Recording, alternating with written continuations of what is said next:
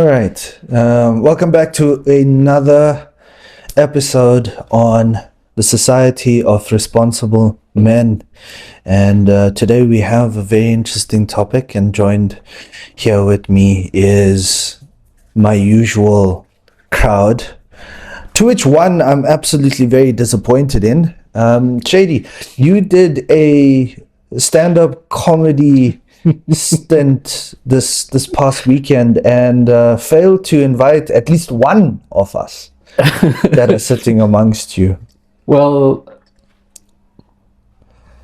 I'm gonna lay on my sword here because I agitate you so much.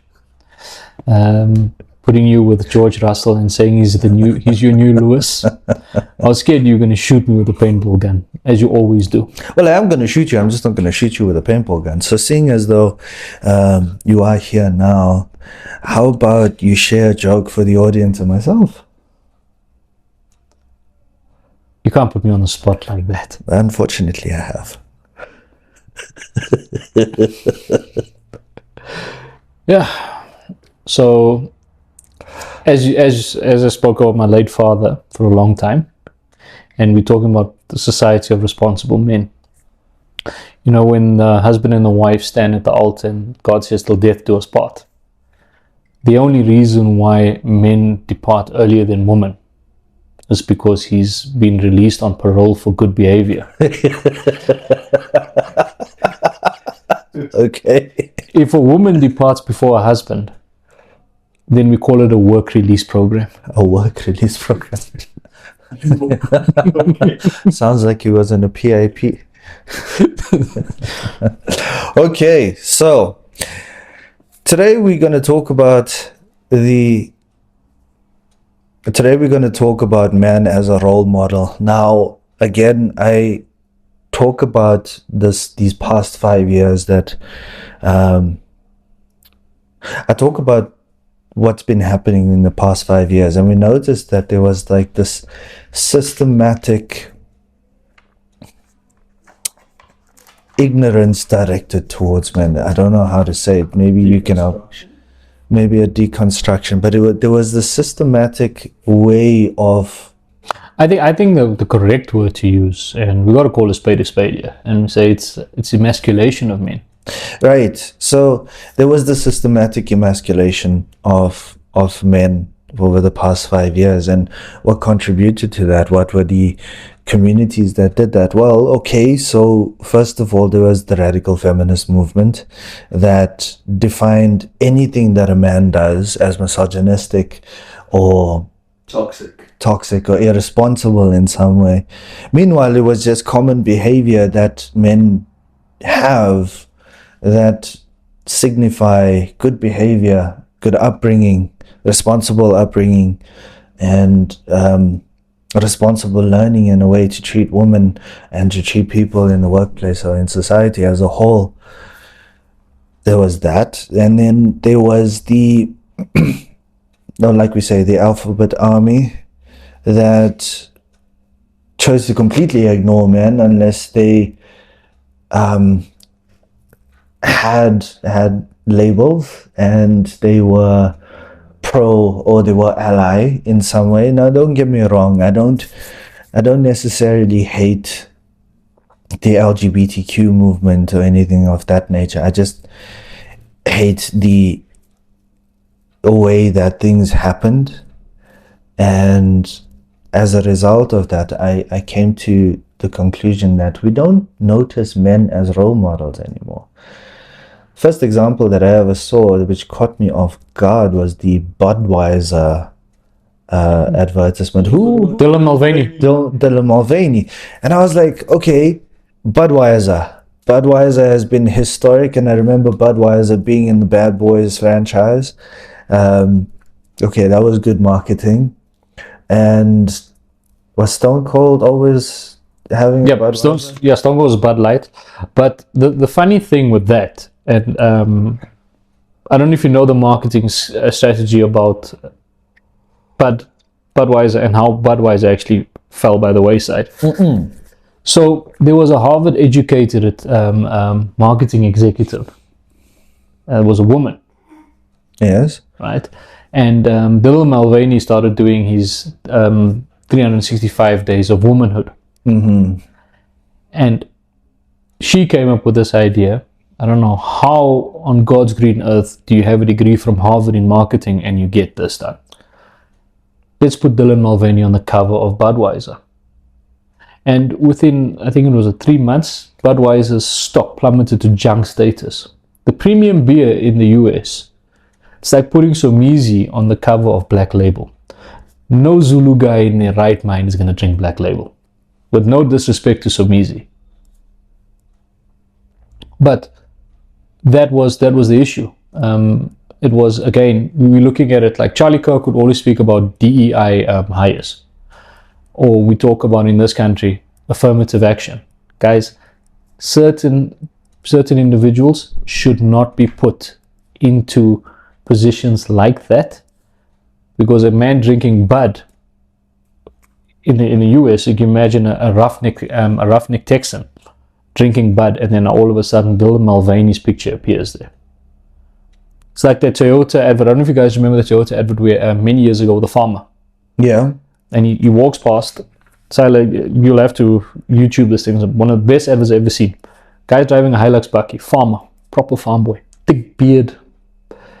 And he sees this pretty chick, she smiles. He goes and gets a makeover. Beard is off, hair's done, pink shirt. Goes to the Bucky, bloop, bloop. Bucky doesn't open. Bloop, bloop. That's Ekman. Mark Wood. Bloop, bloop, doesn't open the whole time. And the slogan was, and this is where we need to stay, and this is where Japan have got it right to Toyota and the marketing, is to say, we don't do soft. Right. Men have gotten soft. Role models have gotten soft over the years. I don't think they've gone soft. I think they've just been portrayed as such. So, as Adip was saying, this sort of systematic demasculation or emasculation of men, it's occurred throughout media, and it's been happening for quite a while, I think, in a lot of spaces that are predominantly male. So, for example, I'll go for the video game industry, right? These characters have gone from being this strong, get it done type of individual to being this pussified version, for lack of a better term. And it's this, from this strong stoic to this emotional individual. I think the best example that I want to bring up here is Call of Duty, right? So more specifically, the Modern Warfare franchise. Now, the Modern Warfare franchise in the early 2000s was fantastic. It was well written. It was the gameplay was amazing. Even the multiplayer was stunning in some way, shape, or form. I would say it was the active contributor, or competitor rather, to Battlefield 3 at the time that came out. We were talking about Modern Warfare 3 now. Fast forward, mid-2010s, and we get Call of Duty Modern Warfare Reboot. Same gent, Captain Price, Soap, and Ghost. They return. I don't think Ghost was in Modern Warfare, but he was in Modern Warfare 2. But we see these iconic characters, and we are hooked. And then you go and play the multiplayer, and you have skins that are just no. I don't think, even up until today, I don't have the words for it. We have a full pink skin of Nicki Minaj. Wow, in a Modern Warfare game, a game about war. Game, we have a skin. Nicki Minaj is a character. She has a pink gun. She has this pink leotard, and it's latex. And you see this pink thing walking around everywhere. And who is this appealing to? It wasn't appealing to me. I don't think it's appealing to, if you're playing a game about war, why on earth are you gonna pick a female hip-hop artist in a pink outfit going to, unless you're trolling people? Well, people were trolling. So like, you have this star player that comes in, and he's in this Nicki Minaj leotard skin, and he's just dominating the entire map. and game, and you're just like, no. It was rather fascinating, but up until a point it became very. So what is the direction of Call of Duty, and who is it going to appeal to? And back in the day, we idolized Ghost and Price, right? Maybe a little bit of Soap McTavish. I don't know. And I wasn't really much of a fan of Soap, but we idolized Captain Price and we idolized Ghost. And then when you go into the multiplayer campaign, you go and start a multiplayer game, you have Nicki Minaj, I think it's Kendrick Lamar, and there was a couple other. Well, like Homelander made sense, Starlight didn't. Black Noir made sense. They were all skins of Call of Duty, and but at that point there was no appeal left. I think I stopped playing Call of Duty after Modern Warfare 3. So I'm going to quote an Islamic imam with that Nicki Minaj. What do you guys call it? Skins, right? Anybody who does that, brother, right? Okay. We need to start doing brother, because it's ridiculous. I mean, Garlock was now also on one of the Modern Warfare skins. Right. I think I just stopped playing afterwards. And the thing is, if you're going to talk about Modern Warfare, it's war. Yes. Right. I've had this again. I love having this debate with feminists about war. Oh no, but the women used rhodium to lick, and they were using mercury and they're working in the factories. I'm like, yes, they did. But how many of those men actually lost their lives? Germany after World War II had an issue with the lack of men. That's why they opened their borders to Turkey, so that they could repopulate. And that was because of, obviously, Hitler and a couple of other people decided to catch on nonsense. But who were the ones that suffered? It was the men that went into war. And now, in today's society, we want to, instead of glorifying the history of war, or not glorifying, but learning about the history. I don't think glorifying the history of war. I think glorifying traits such as courage. Courage, you know, that exactly. What they're doing today is they're saying that all these things that led to the protection of the societies at the time against, for example, the Nazis, that is now toxic, or that is now incorrect behavior to display in your everyday life. And I think that is one of the issues here. Is that what you were getting at? Yeah, because I think, thank you for summing up in that way. Because another thing is, you look at a lot of countries, right? And we're talking about role models. I'm a firm believer that conscription should be mandatory in this country. Okay. Because it does three things. It prevents crime. It takes a kid from a complete desolate situation. And I say this because when you go to an orphanage, it's the same as going to a prison. There's different hierarchies. The only difference with a prisoner that's serving a life sentence and an orphan is once that orphan turns 18, he's out of the system. Right. In prison, it's a bit different. In prison, it's dependent on your crime and your sentencing, right? Yes. And you still got those kids that look up. The younger kids still look up to the older kids, right? Those, unfortunately, are the role models. It's the same way in the prison system. Actually, it's the same way in any system. The younger guys look up to the older guys. And you'll see a lot of the time, great businessmen have had great mentors before them. But those mentors were tough on the young individuals. Right. I think today it's all we don't look at it like that anymore. But if you look at the context of it, most of them went to the army. And what did it do? It created the discipline. When you spoke down to subordinate, the subordinate wasn't a pussy. Sir, yes, sir. Was your bed made on time? God help if your boots weren't done. You were going in the in the field, and you were actually working in the trenches. When we talk about the new South Africa and we look at the old South Africa and people talk about white privilege, it wasn't white privilege because it was the white guys that were going into the army. The discipline was instilled into them by going into the army. My cousin was in the SNDF for 10 years, and he's got immense discipline. And before that, he was a stoner. Mm-hmm. Right? That's the first. And second thing is, if you look at the elevation of crime in our country, we won't have crime. We won't have these high teenage pregnancies anymore.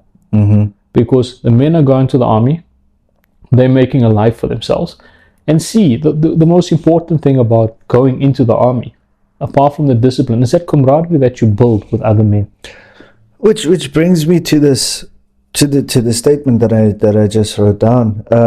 People are looking for role models, or at least boys are looking for good role models, and they're looking for that in the wrong people. Yes. So like in social media, I'm starting to see how people are saying resurrect Hitler. Okay, fine. Why? Number one, and number two, even though his strategies may have been great at war, or his campaign to invade, he was still a horrible person. He was still a horrible character. And I think the other part here is that characters that play role models in people's life, we don't like them at first. They can be very hard. And we're talking about military sergeants against a cadet, and we don't like them at first, but gradually we start to admire them. We start to admire their teachings, and we start to admire what they contribute to our lives in certain sense. So with that setting, I'd like to come to my first question. What is a role model? And what I have here is a role model is an active contributor to society. A person who uses their knowledge and skill that grasps the attention of others because they are what they want to be. So the role model has certain characteristics that they are actively doing, and maybe the boy or ourselves, they have certain attributes about themselves that we aspire to be. So let's expand on that. And first of all, let's see if we agree on it and maybe expand. Yes. I would add, it's also it's an example of what you should be. So I'm adding a moral element into the role model archetype. Because obviously, why would you want to, if it is a person who is actively contributing to society, would you want them to contribute to society in a negative way? Would that be a role model or someone to emulate? So the element of responsibility would then mean that the person who's contributing to society is doing it in a responsible way, in a way that is not causing any form of harm, and whatever the contribution is, it is for the benefit of society rather than for the destruction of society. Right. Okay, so not Hitler. Yes, not Hitler. So But I would take out the element of harm, because I think to some extent it might be necessary depending on your role. So you might be someone who is like a general fighting against, for example, Hitler, right? You are going to have to send people in to combat this ideology that is leaning towards destruction of something. So violence against violence. So basically, you're talking about either I'll never use Stalin as a good example, but Winston Churchill. Yes, I was going to go there. Yeah. Roosevelt. Yes, where you are fighting for the betterment of society as opposed to the destruction of it. So what Franklin Roosevelt did was, he's the only US president in the history of politics, in US politics, to serve 4 terms. You're only allowed to serve 2. That was because of the war, though. No, it was because he was that popular. I see. Roosevelt fixed America. Remember we spoke in our first episode, hard times, great. That was when everything just went pear-shaped. Stock market crashed. And what he did was he took men, built the Hoover Dam, hydroelectric dam, in the 1930s. He took them and he said, you guys are going to go work there. That's a great role model, right? He took unemployed actors, enlisted him into the army. Right. Right. Then the presidents that followed him, I think I'm wrong. I'll probably be wrong with my president. I think Eisenhower followed him, or I can't remember who followed him after that. And those presidents just continued to get better and better and better. America only started going backwards when Obama took over. Right? Because they were tough men. But then, but then America viewed Obama as a well-established role model, right? So he is actually he is one of the favorite presidents. Yeah, but being favored, it's like Sila and I had this conversation on our way here to the studio. Does being a nice guy garner you everything? It doesn't, right? Because I'm talking from experience. Or popular, because it's a popularity contest. Now you look at I'm going to use an evangelist, a certain man called Billy Graham. So Billy Graham is a pastor.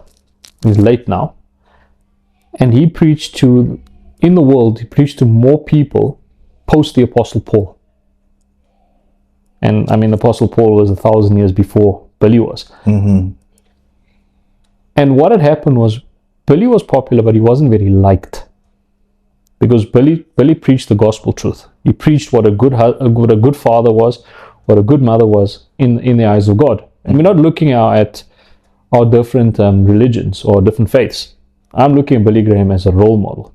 When he came to South Africa during the height of apartheid, and he said, I'm not going to preach in South Africa unless it's a mixed congregation. Mm-hmm. That's the first form of a role model.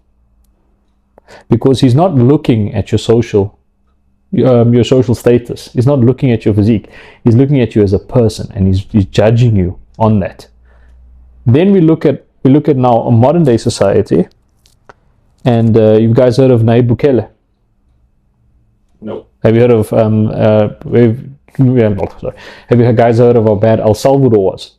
I do recall a bit of a hectic. So El Salvador had 3 times the murder rate of Haiti. Mm-hmm. Right.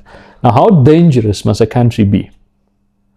Within 3 years, Nayib Bukele, and he's not popular. He's not popular in the Western world. Why isn't he popular? Because of this shit that we call human rights. He stopped the 2 biggest gangs in El Salvador, and he built 2 of the world's biggest prisons. They house over 20,000 inmates. Within 3 years of his election, El Salvador became the safest country in the Western Hemisphere. Of 500,000 people, they got a 2% per capita death per year. Murder or death is those two. Murder death. Right? 2% per capita. And you sit back, and a lot of Western worlds, Europe doesn't like him because they say what he's doing to the prisoners is inhumane. You said, what's inhumane? You got beans, which is a great source of nutrition, and the people in El Salvador are safe.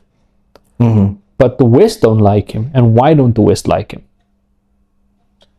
Because the men have gotten soft. Because you have to fit a certain narrative that I do prison ministry, so I know what I'm talking about. When those criminals come in and there's no remorse, and again, Silo, we had this discussion earlier, there's a trust factor involved. When you go and kill all those thousands of innocent civilians, it sets a precedent. Pablo Escobar was never a great role model. Mm. He just came across because he was a don and everybody knew he was. I think he was a genius in his field of business, illegal or not. Yes. But he was a very what's the word? Cunning individual. Yes. Because we speak about Batman, right? Your favorite comic book character. And Batman has one rule: he refuses to kill. Yes. Right? That's his rule. I don't know what they did with Ben Affleck's Batman, but So historically, Batman's character becomes darker and darker each but time. he refuses to kill. Right. There's a line that he won't cross, right? And a lot of superheroes will kill. Superman's done it. After Lois died, Yes. yes. But if you look at where I'm getting with this, it was like Bukele said, screw this, we're going to fix our country. And because people didn't like it, because now they felt their human rights were being violated, he said, when my country was flooded with weapons, what about the human rights of my civilians? No one was worrying about that. You're looking at the small problem. And part and parcel, where men has pushed aside as role models is we want to be popular. I'd add to this by saying that the Western society has always been the benchmark of creating role models. American actors, American politicians, comic books, the UK, all of them, James Bond. And I would say that because Western society has become very soft, people are actually looking for those masculine role models that were once pictured in movies and so forth. But that's where I'm going to tend to disagree, because if you look at Western society, who started? Western society was were the Romans. Okay. Right? When what were they? They were oppressors. You're going to look back and you actually look at, and I'm talking now from my side, from my Christian faith, the first role model, right? I'm not going to use Jesus Christ, but I'm going to say, when you throw out the Bible, there was one guy called Cyrus the Great. Cyrus the Great was a perfect role model because he was a champion of human rights. He had his family, and he was devoted to one woman. Now, in the Bible, there were those guys gave God a headache because they had a lot of wives, multiple wives. But the essence of being a great role model actually came from Persia. It was the Persians that started, that were the champions of human rights. That were the champions of that. Fathers had to take responsibility. Men had to be at the forefront of a lot of things. You mentioned comedy and comic books. Remember, the Jews were the ones that they say started Hollywood. Warner Brothers was started by the Jews, but where were those Jews from? Originally from the Middle East. Okay. Right? They used that because of the oppression. The comedy that was started was because of oppression. Okay. Civil rights movements that happened with the African Americans were with Jews, right? They worked hand in hand. Why? Because it was a responsibility for everybody to eat of that same pie. Okay. And when we look at positivity, not positivity, but we look at popularity, I can say the right things and everybody's going to vote for me, but am I necessarily going to fix the country? I'm not. Dominic Tasicki, the Prime Minister of Poland, he's come out and said he's a fantastic role model, and I think he's one of the people that we need running the country. Okay. Tasicki said, we're not bringing in illegal immigrants into the country. Why? Because we are responsible for our Polish people.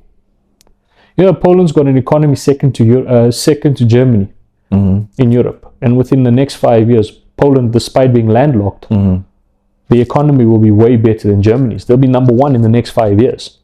How far they have come. Right? From a communist, they were communist, and they changed their minds to capitalism. But what is he doing? He's benefiting his people. So the people first before everyone else. Yes, and he's not popular in Europe. No. He's not popular at all. But what has he said? We are not going to bring in anybody else. Paul Kagame, another president from the DRC, you will probably disagree with me, and I don't blame you. But what he's done with Rwanda, 32 years ago, they had a massacre. Right? The Hotel Rwanda massacre, where the Hutus and the Tutsis were killing each other. Kagame's turned that country around. You go to Rwanda now, Rwanda's the cleanest country in Africa. When you see those Arsenal shirts, visit Rwanda. Rwandan tourism and Arsenal, they're in partnership. They're working together. Didn't they have like a lot of, I think, was it the Champions Final where both the teams had visit Rwanda? Yes. And what has Kagame done? The first thing he did was he fixed the religious landscape of the country. It's a Christian country. But what happens as Christians, and we lay foul to it, I've discovered the Lord, I'm going to open up a church. Okay. Prosperity gospel. He stopped that. That's not a popular thing to do. That's not a popular thing to do. Because now he's cut the stream, and he said, if you don't have a degree in theology, you can't be an imam, you can't be a rabbi, you can't be a priest, you can't be a pastor. In the story. Which still comes back to my statement, right? If no, we don't look at those people. Yes. Not a lot of us will look at those people. Well, at least the 21st century one, not a lot of us will look at those people as role models, but we still will adopt the culture of the West. Because I don't want to say they control the media, but let's just say they have a high influence on the media. They have a high influence on social media. Most things that we do see come from America and the West. And it is hard to determine a good role model in that element, especially when we have characters who are doing TikTok dances. Do they contribute to society in a responsible way? I'd like to hear your thoughts. My personal opinion is no. Okay, so if you're going to go into the street and dance and create this trend, okay, fine. Kudos to you for doing it in public, and not a lot of us can do that because we are too conservative or we are shy, right? It doesn't bring any meaning to our lives if we do this dance out there. But I'm looking at the several thousand views that it gets, and then this trend just continues. Is it a contribution to society? But because it is bringing attention, but is it contribution? No, I don't think so. All right, Tyler, you tell me. Okay, so I want to go back a little bit. I think that, sure, the West has been successful in its entertainment aspect in distributing it throughout the world. Mm-hmm. But I think that the characters that they show on these, or rather they used to show, those that are role models actually draw on, I think, something that should be common for all role models. So it's not necessarily a thing that is tied to culture, for example. I think courage is something that is, in men especially, is rewarded in any culture across the planet. Mm-hmm. So I think it's more adherent to sort of the nature of reality of men, right? And what men should do. And that is sort of cross-cultural. Okay. And I think that it's just American stories have been distributed throughout the world, and that's what we get to see, right? So, for example, Batman and Superman, as opposed to maybe Itadori from Jujutsu Kaisen, right? That's an anime. So that's what I'm saying. So it's more just traits. That's the first thing. The second thing, to touch on the whole TikTok dances. Yes, I don't think it is something that is contributing to society in a meaningful way, because what are you really doing? You're entertaining a group of people, and you're putting out more. You're sending a message that little or young individuals should aspire to be a influencer, which does what? Besides entertain, you've got many entertainers, and you're doing a sort of feminine dance. Is that the kind of message you should be showing to your young audience, right, or men? No. So I don't think it does contribute. In fact, I think it detracts from society to be displaying such feminine behavior coming from a man, and then that person being able to show the world that. Right. So an example. So first things first, a role model may not necessarily be an entertainer. Maybe they are actors or something, but they are contributors. They contribute something meaningful, and in order for them to be role models, the people that they attract, they must be able to adopt certain traits of theirs, or, as I say, they have certain things that they want to be, and they just give them the platform to unlock it. So it's nothing is impossible, so to say. And I think for me, one of the greatest role models in the bodybuilding sector, I will still go back to Arnold, and Arnold came from Austria, and no, there wasn't a big hype about bodybuilding in Austria. There wasn't a big hype about bodybuilding in Europe, I think, but in America it was everything for a certain niche group of people. And he comes in and he dominates, and he sets this hype that nothing is impossible. So he contributed, he entertained, and he contributed, and he gave people hope that they can become bodybuilders. It's entirely up to the people or the men out there if they wanted to follow his disciplined regime, but it didn't necessarily mean it was impossible in that way. So I'd like to close off the starting by saying it's what they should morally be, which contributes to their responsibility. A role model is a good person because they do not pursue favor, because they acknowledge that they have both good and bad traits and they never hide from it. This is a responsible role model that is respected, respectful, dangerous, and confident. I would also say that role models are not sheep, but they are divergent from the cultural or societal norm. People that go against the grain for the betterment of society in a moral way. So for instance, Arnold, there was this belief that in Austria you cannot be a bodybuilder. He went against the grain. He went to the States, very tough to go to the States, and he became a champion in his field or his niche, and that sparked role model. I'm trying to think of another character. Yeah, you. Kapil Dev. Kapil Dev, yeah. So for the guy. for the younger listeners who don't know who Kapil Dev is, Kapil Dev was India's first fast bowler. Yes. 30 years before Jasprit Bumrah was on the scene. And the funny thing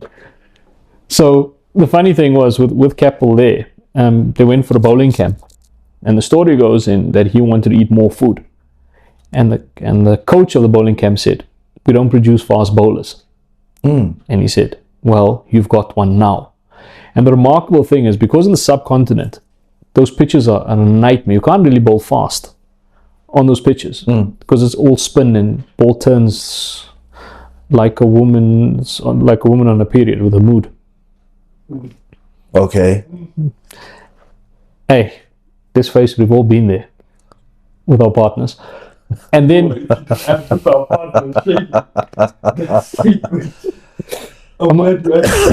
guys, I'm a comedian, I'm allowed to say these things. But the point that I was making across was Kapil was not only a bowler, and was unpopular in India at the time to be a fast bowler. But what he did was he set it up. And when he retired, he had the most wickets of any cricketer at the time.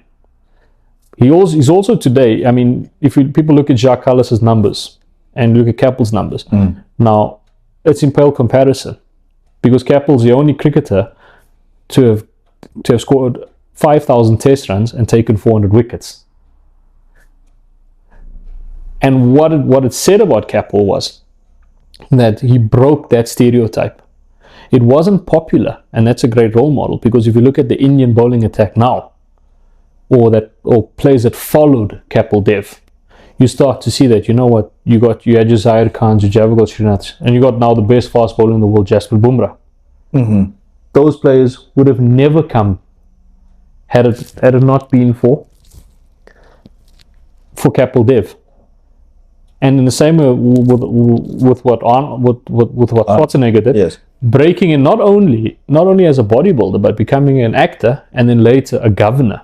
yes. Right. Now, how often is it? Ronald Reagan broke the stereotype that you can be an actor and also become the president. Trump has also done the same thing now. So that is, role model is also someone that does things that's very, very unpopular at the time, but it reaps rewards and results later on. So basically, it's more something like a different way of doing things that is not necessarily popular at the time, but can be better than the way you've done things before. Look at Trump in this way, right? His on the one hand, there's people that are going with the grain, hate him, right? But he wants to bring back morality, and he wants to bring back structure, make America great again. And he's doing it, or he's not doing it. I'm not really following to that great extent, but he is a favored president because he's going against the grain. He has abolished the alphabet. He is of the community. Yes. Well, he's abolished pretty much the In the army. the law Yeah. that passed where you can have several different genders, right? You can identify with anything. Well, he's taken that away. Yeah, you can't be transgender in the army. Right, for example, you can't use they, them, she, her, that kind of stuff. He's noticed that certain companies that did adopt, like Budweiser, that did adopt this pride movement, were becoming supporters on a greater scale. They noticed that their stocks are plummeted, so he's trying to make efforts towards that. Or even companies themselves, they started to realize that, you know what, I'm gonna have to go against the grain because my business is not doing great. And what's the other thing? Now, many people don't see it in this way, and we had we had a similar thing here on June 30th, but he's trying to cut down on, or he's trying to put a clamp down on illegal immigration that's coming into South Africa. How we did it versus how he did it is a completely different conversation for another day. I don't think I want to touch that topic here. But he is going against the grain. He's being favored in some aspects, but he's being hated in other aspects. So he is a good man. He is a good role model in some way if you take away the Epstein file. But as a contributing president, he is a good man to saying that civilization needs to return back to default settings, right? Which falls into the definition I've created. He acknowledges that he is a good man. So he acknowledges that he has terrible qualities and traits, which he's not shy of describing or showing. But even still so, he's still trying to do something, contribute to America in a morally acceptable way that should be regarded as a role model attribute. Yeah, because also if you look at, as you guys know, there's a lot of things I like about Trump, and there's a lot of things I also don't like about him. But he has made sure that American companies stop their manufacturing in China. Yes. He said, come back to America. Nike didn't want to do that. And he hit Nike with tariffs, right? That's why the Jordans are so expensive now. Because he says, why do you have your factory in China, right? Why are you employing the Chinese? Yes, you're looking at your profit margin. But there comes a time when you put people before profit. Now it's easy for me. It's easy to say, well, Trump is thinking of the world because he's a billionaire. Yes, that wasn't Trump's money. It was his father's money. Let's get it right. It was his father's money that got Trump to where he is. But if you're thinking of your people and you have that level of discernment to say that, you know what, guys, we need to think of Americans first. If our government can start doing that, thinking in that way, I said, guys, we need to think of South Africans first. We need to think of our people before we think of everybody else. It's not a popular thing to say because unfortunately you've got human rights groups that are being funded. When Trump cut back with the costing for medicine in South Africa, And he pulled out with the AIDS camp. Yeah. everybody said, oh, Trump's a monster. When COVID hit, Trump said, I'm not giving the full budget. Why doesn't China help? Right? Why doesn't other countries help? Why is it always that it's one person? Yes, America controls the narrative when it comes to everything because of the dollar. But when you start putting your people first, it's not popular. It's the same like when all of us here have kids and we're married, and I'm going to say, you know what, guys, I can't do something now because I'm with my family. I'm a role model to my kids. I may not be a role model to the next person, but I'm doing something that is unpopular. Right. Again, against the grain. Yeah. Something that's unpopular but necessary. Yes. And I think also a role model will not mind being hated for people that disagree with his methodologies and so forth, or his reasoning behind wanting to start change in some way. Which brings me now to the next question. What is it that boys are looking for in men that they are choosing negative or villainous or malicious role models? I've started with Hitler. What are they looking for, right, in Hitler? And so that's one. And then we have, I'm gonna say, okay, the Tate brothers. They got onto the scene, they became such a big trend and so forth. And they inspired a lot of boys or young men, but their teachings were horrible. Some of them, at least. Some of them made sense, and that perhaps was very few and far between. And then we got, and then we have, what was that? Fresh and Fit. Myron Gaines. Myron Gaines, and there's a message in what he's saying. Be strong, yes, but there are certain things that do not contribute to being a responsible man. That, from what we've defined throughout our episodes. So, what is it that our boys and young men are looking for in role models, that they have to go and pick negative ones, villainous ones, malicious ones? Masculinity. So they're looking for masculinity. Looking for what it is, to justify the things that they feel. Right. But if what you feel you should be doing, what comes naturally to you is being vilified by the entirety of civilization, Western civilization at least, the people who are willing to speak out against that are the Myron types, right? But don't you think they took it to an extent too far? Yeah, sure, but in this kind of environment where everyone's against you, who are the people that are going to come out? It's going to be the Tate brothers. It's going to be the Myron Gaines. It's going to be those people that have these masculine traits to fight against what is, this attack on men. But the thing is, why they're popular is because they're fighting against these individuals, or not these individuals, against a society that hates men, but they themselves, because now they're in the spotlight and they're willing to do it, all the negative traits that they have come with them, and then men or young boys are emulating them, right, because that's all that they can see. Right. So Myron Gaines and Tate are entertainers. So right. So wait, let me finish this one. So Myron Gaines and Andrew Tate and the Tate brothers, are entertainers. They catch you, and they catch you in a way that it's like, okay, this makes sense. I'm gonna try this. And to the degree you realize that sometimes you're doing something great, sometimes you're just making a fool out of yourself. But then we have contributors. And who are those ones? Late Charlie Kirk, he was a contributor, and he did it in a very outstanding way, going to colleges and actually debating with students, young students, trying to bring back morality, Christianity, all of those things, right? So he's a contributor. Then there's Jordan Peterson, who gives the best speech on masculinity, saying that men have to be dangerous, and in order for why do men have to be dangerous?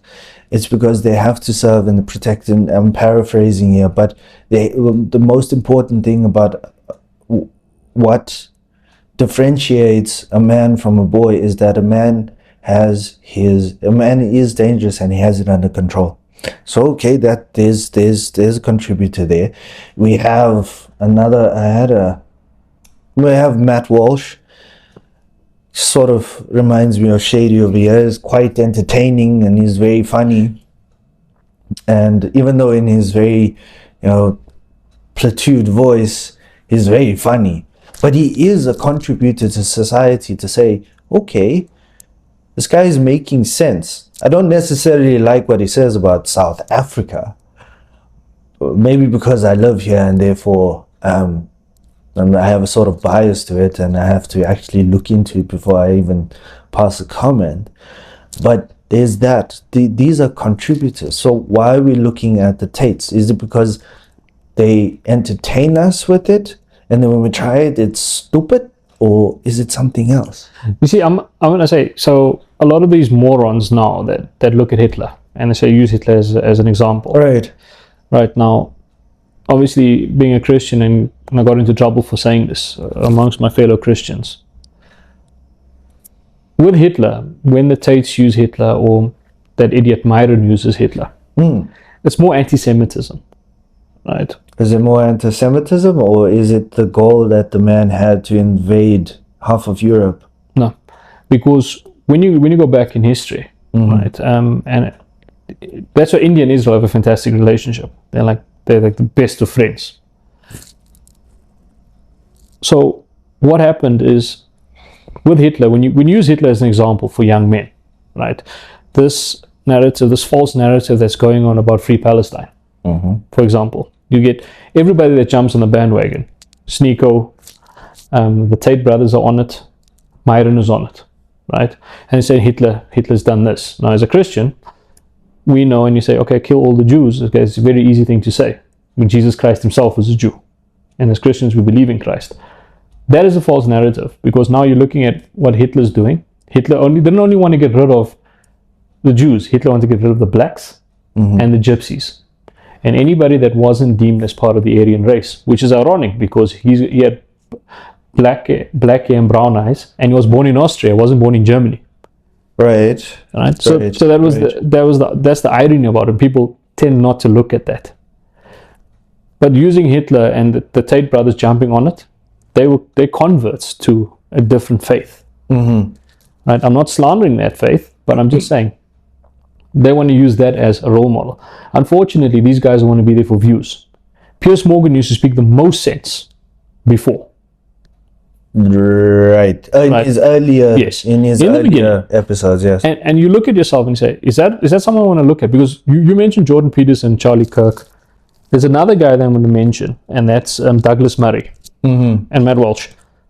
Matt Walsh is very open. He says he never went to college. He doesn't believe in college. Charlie dropped out in his second year. Jordan is a world-renowned psychologist, and he's one of the best minds in when it comes to to men's health, right?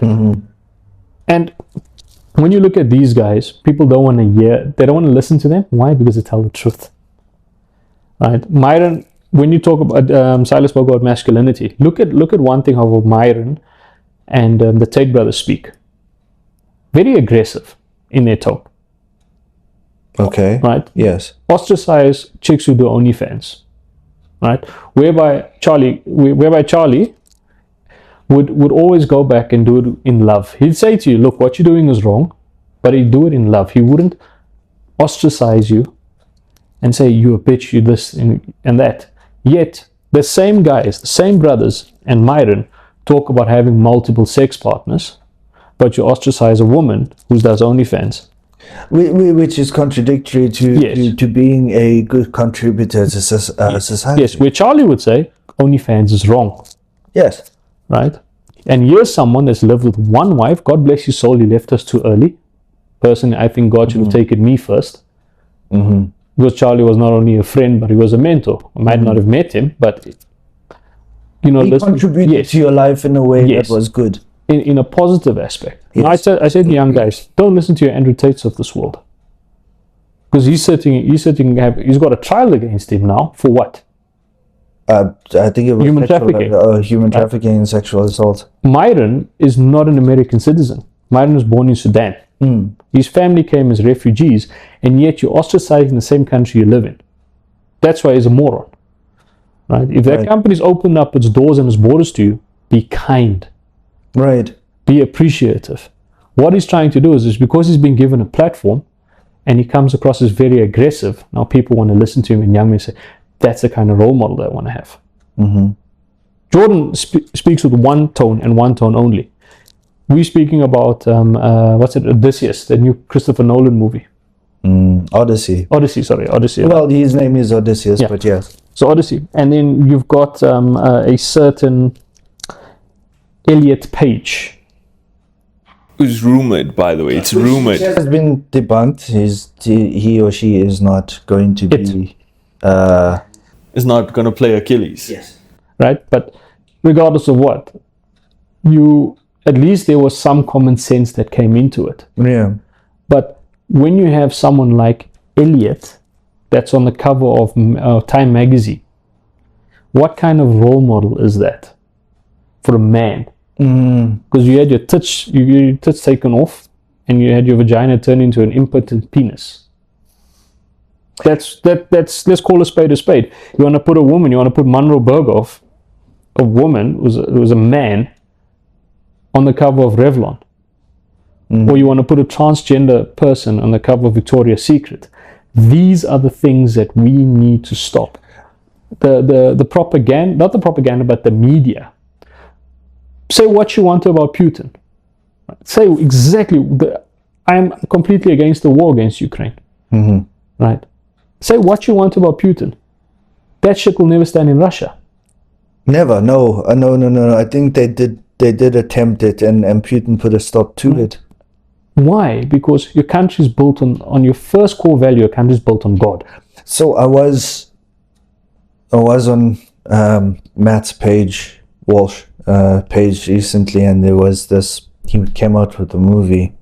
What is a Woman? What is a woman? Yeah. Yeah, and like he went on this journey to try and define woman at the time where this pride and gender identification was ripe, and he stopped at this.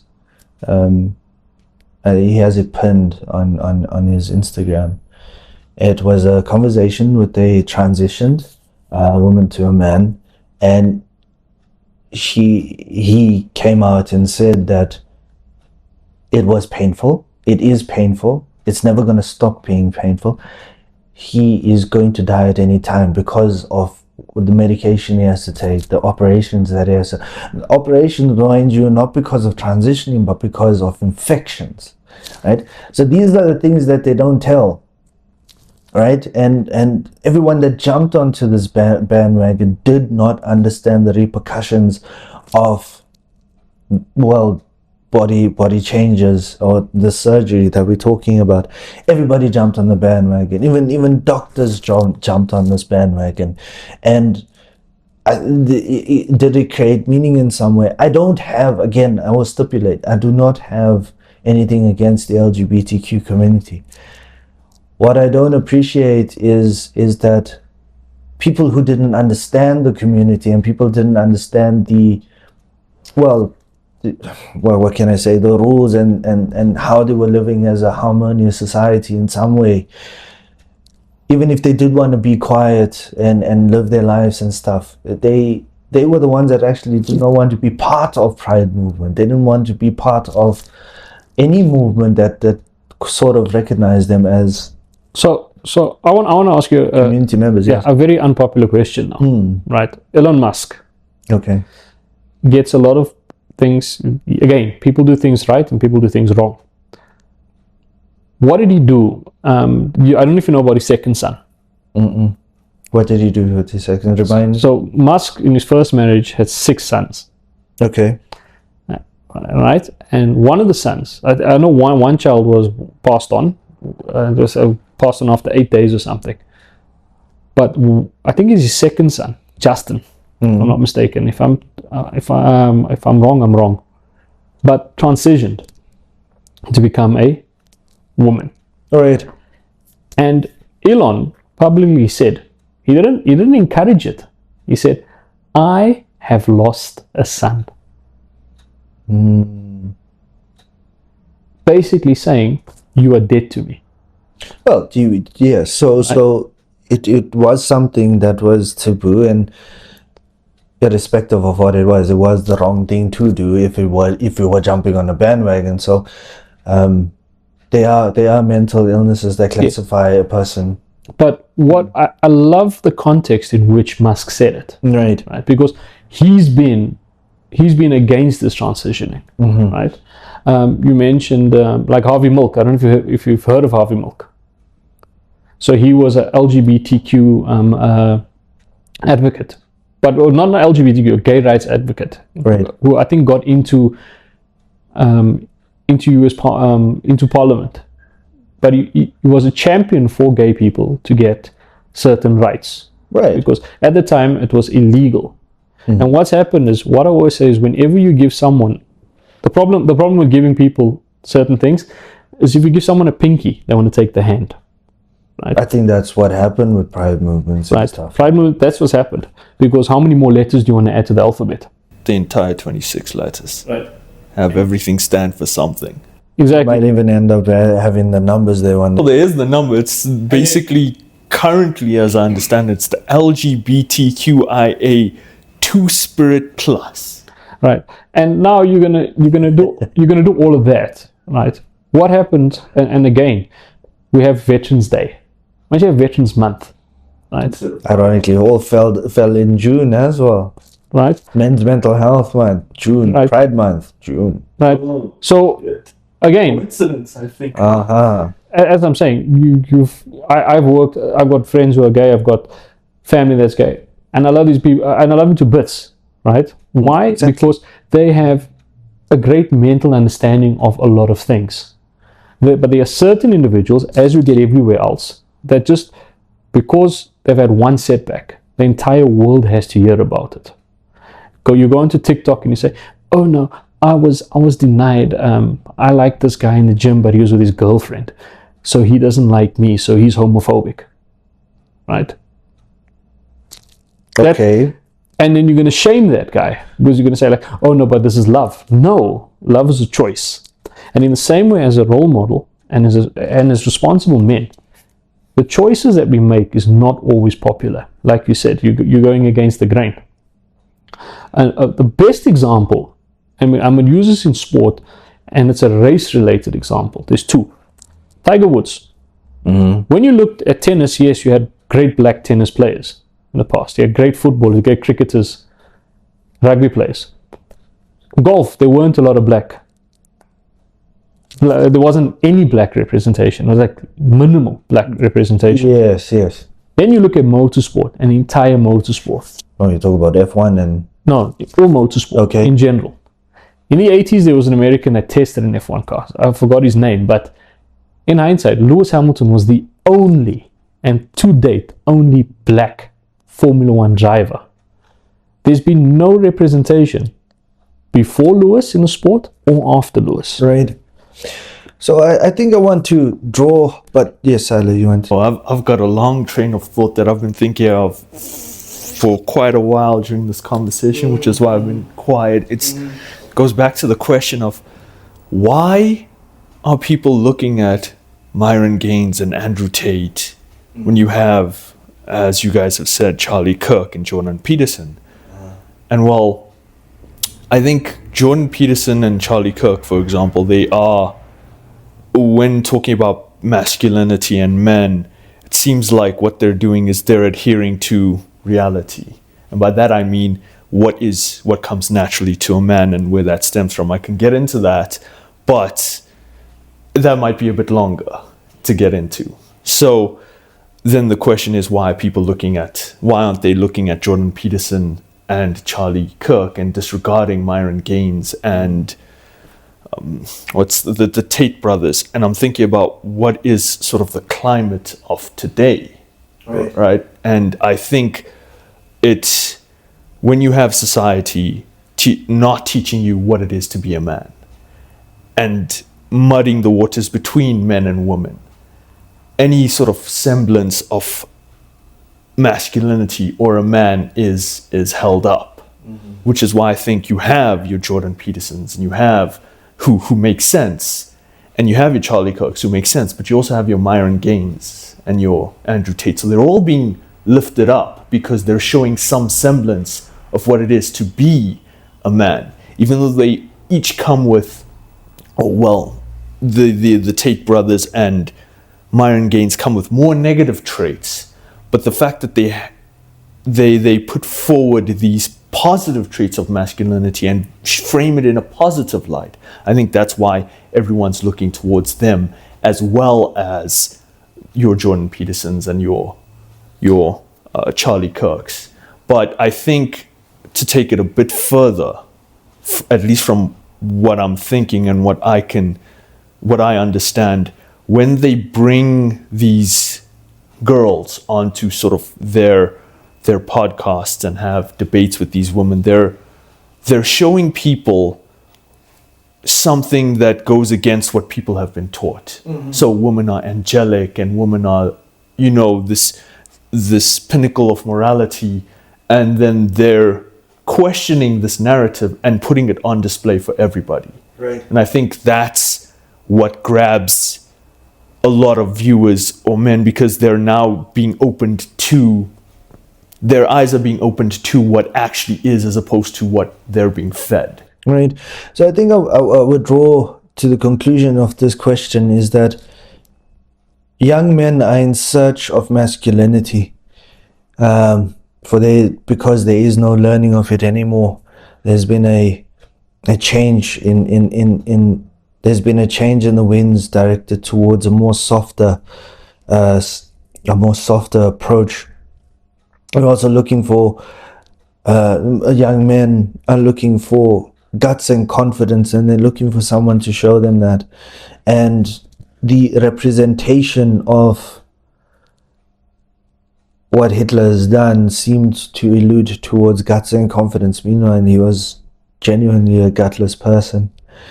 But they want someone to show them that in the presence of fear, you are going to get things done anyway. So they're looking for positive traits in negative people, and sometimes you're adopting that negativity along with it.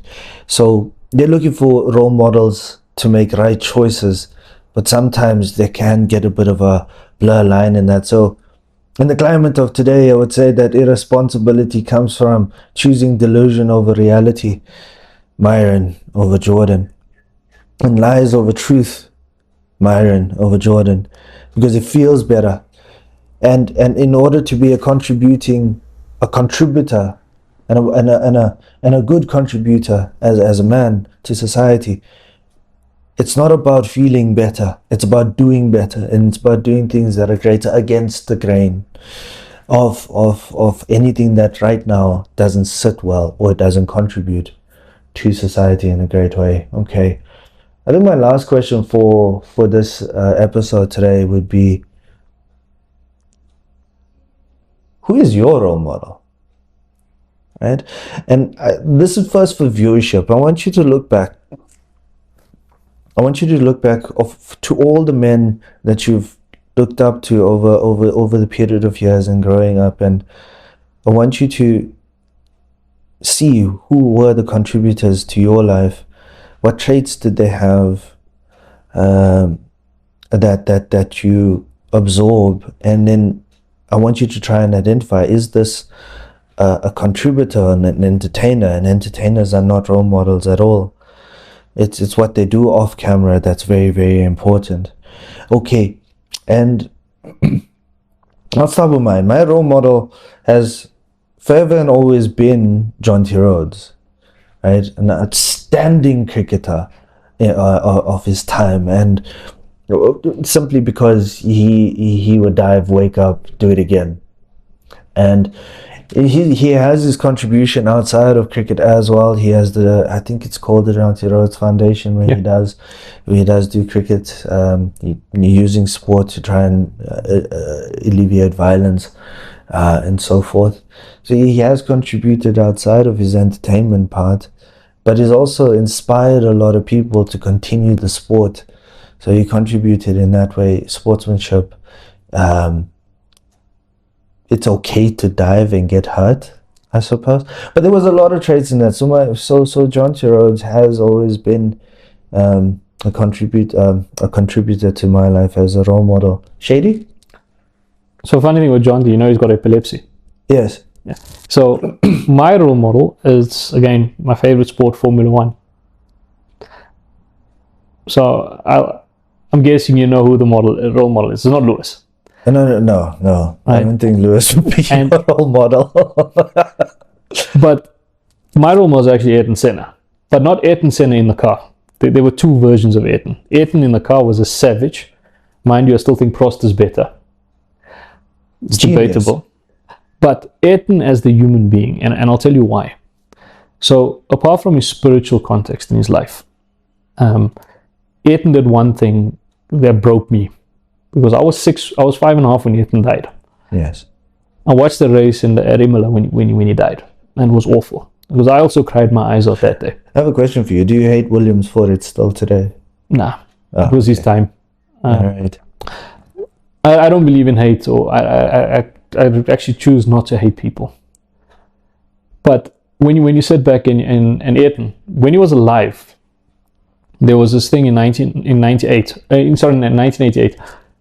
He had an argument with Ron Dennis, the chief of McLaren, and it was because he went to an orphanage and he donated £2 million anonymously. Yes. And he came to the event. He was a few hours late. There was a child that actually recognized Ayrton. Not that orphanage did not know who Ayrton was. Now, £2 million in 1988 is a hell of a lot of money. It's a lot of money now. Yes, it's still a lot of money now. And he donated it anonymously. Throughout his life, before he passed away, he donated $80 million anonymously to Brazilian charities, with the fundamental aspect of getting those kids through school. Right. He invested heavily in education. When he died in 94, he had a net worth of $400 million that was invested into school. 10 years after his death, he put 5 million Brazilian kids through school.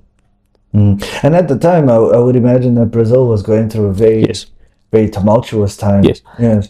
3 million people. I'm not looking at how many people attended his funeral, but 3 million people, 3 million Brazilians went to his funeral. Yes. He was more popular than Pele at his peak. At his peak. Right? And it had nothing to do with Ayrton in the car. It had everything to do with what Ayrton did in his heart. So no longer entertaining in what he contributed to society. Yes. And he contributed to the betterment of Brazil at the time. Because they were going through hardship. There was a lot of violence. Gang wars. Yes, gang was still happening today.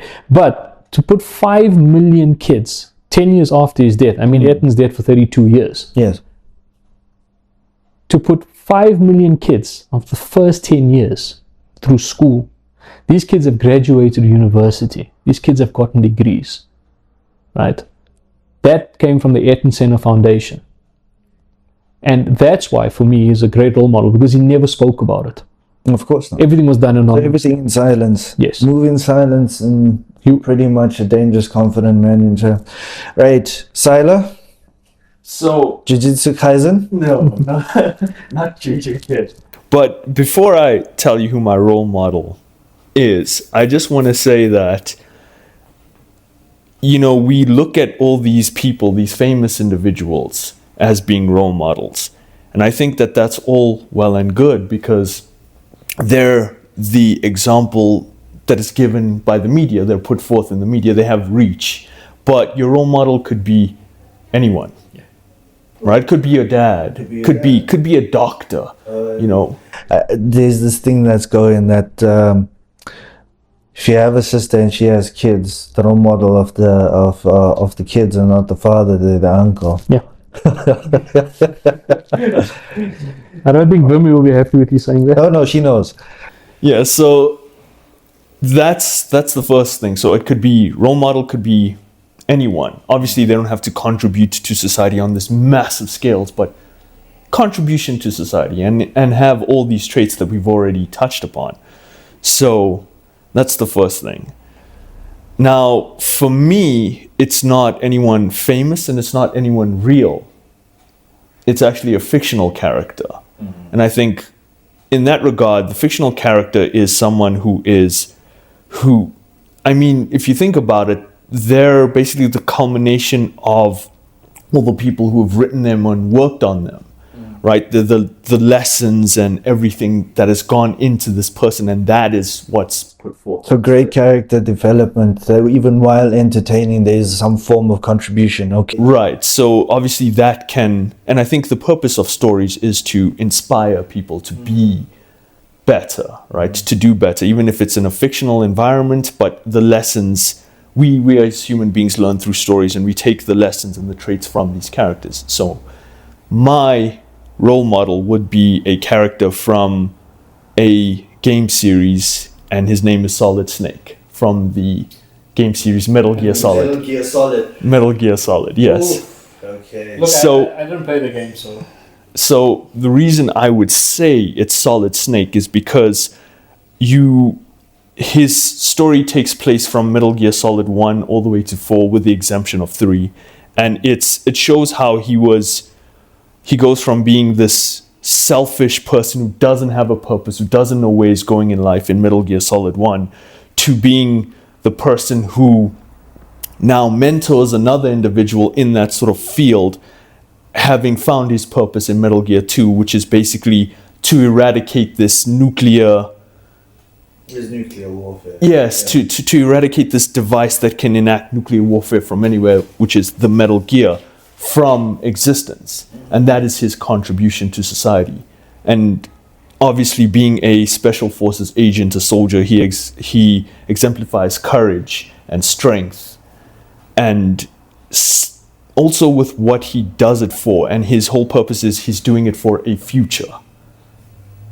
That's the ideology as well. All of that's why I think Solid Snake is a great role model. Well, yeah. And obviously because he's a soldier that works in the dark, he's not in the limelight in the series. He's doing it not for the fame, not for the fortune, because technically he actually doesn't have money. He doesn't have he uses his skills and the people that he's made connections with to move towards his goal of eradicating Metal Gear. So all of this is actually basically what we've defined a role model to be. I think Sandra, that was a very good selection of a role model. I never would have thought it would have been a game character, but as we see now, if we do attribute, or if we do like playing games, we usually do attach ourselves to a particular character. Yours would be Solid Snake, mine would be Sam Fisher. Shady's Johnny Cage. Okay. I think I'm gonna draw. I'm gonna draw to the conclusion over here by saying that a role model is a person who's a contributor who acknowledges that they do both have bad traits and good traits, and irrespective, they are trying to contribute to the betterment of society, and that's what we as young men are looking for. It also and a dangerous, confident, respectful role model as a man is an individual that is a contributor and not an entertainer. So he may be an entertainer in terms of being a race car driver or a movie star or a bodybuilder in some way, but outside of that, he's doing something for the betterment of society, or a game character. And I think that's what the person needs to young men need to look forward to. If you want to obtain that, the definition of masculinity for you, to obtain that guts and confidence that you require, this is what your role model is. A contributor, a person who acknowledges that they are good and bad, and they have negative and positive traits, and they speak the truth and they tell you about reality rather than delude you. Yes? I would like to add in that statement that you made that yes, they acknowledge that they have the bad traits, but they work on them. Yes. They work to improve them. Yes. So it's not like they're shying away from any of those traits. Because it's much like when I speak about Ayrton, right? He grew up, he had a lot of money. He really did. Yes. And the first year in his when he started racing in Britain, his father wanted to fund his lifestyle, and he said, "No, I have to do it on my own." But what he grew disillusioned with was the gap between the wealthy and the poor. Mm-hmm. Because the wealthier kept getting wealthier and the poor kept getting poorer. So part and parcel of it was when he sat there, and I mean, just weeks before he passed away, he spoke to his sister. No one, as again, he did it in silence, but to give $80 million away, $80 million, but to give it away in silence that nobody knows was something that I found, it's beautiful to say, because we ostracize a lot of these wealthy celebrities, but we don't know what they do behind the scenes. Exactly. So that's the part where I say, if you are following your role model to a degree, don't be stalkerish, number one. But number two, if you are following how they contribute to society outside of their entertainment or outside of what they do on screen that sort of grasped you, then okay, fine. That's what we can say classifies as a role model to you. Okay, so we're going to close over here. Our next episode is going to be something that is going to be fun and exciting, I hope. But it is not necessarily addressed to our male listeners again, but this one here is addressed to the women as well, because I also want their input. And I also want to let men know that there's nothing wrong with this class of man. So, it starts with the question: what is wrong with the middle class men? Yeah, this is going to be fun. Okay. All right, so guys, thank you for coming. To all our listeners out there, thank you for listening. We'll see you in the next one. Thank you, guys. And always, please comment, share, and subscribe so we can actually grow the channel. Because, men, let's face it, we are doing it for us, not anybody else. Right.